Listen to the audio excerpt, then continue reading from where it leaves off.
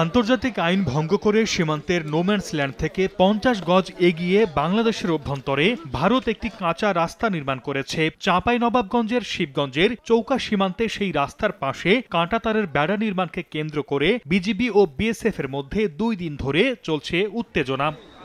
এদিকে দফায় দফায় বিজিবির বাধা উপেক্ষা করে বেড়া নির্মাণের চেষ্টা চালিয়ে যাচ্ছে বিএসএফ। বুধবার সকালেও আবারও সীমান্ত আইন লঙ্ঘন করে ভারতীয় সীমান্তরক্ষী বাহিনী কাঁটাতারের বেড়া নির্মাণের চেষ্টা করলে বাধা দেয় বিজিবি।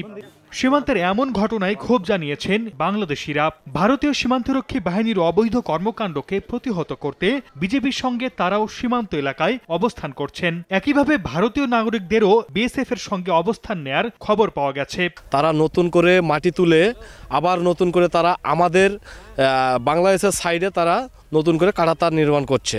এটা আমাদের বিজিবি বাধা প্রদান করেছে, এই নিয়ে একটা উত্তেজনা। বর্তমানে পরিস্থিতি শান্ত থাকলেও উভয় বাহিনী সতর্ক অবস্থানে রয়েছে বলে জানান ৫৯ বিজিবি ব্যাটালিয়নের অধিনায়ক লেফটেন্যান্ট কর্নেল গোলাম কিবরিয়া। ইন্ডিয়ার ভিতরে ১০০ গজ ভিতরে তারা কাঁটাতার করার জন্য পূর্ব প্রস্তুতি কিছু কাজ শুরু করেছিল এবং আমরা বাধা দিয়েছি। আমরা চাচ্ছি অফিসিয়ালি কমান্ডেন্ট লেভেলে কথা বলবো, ফ্ল্যাগ মিটিং এর মাধ্যমে আমরা বিষয়টি সমাধান করছি। সোম মঙ্গলবার এ নিয়ে ২ দফা পতাকা বৈঠক অনুষ্ঠিত হলেও কোনো সিদ্ধান্তে আসতে পারেনি দুই দেশের সীমান্তরক্ষী বাহিনী।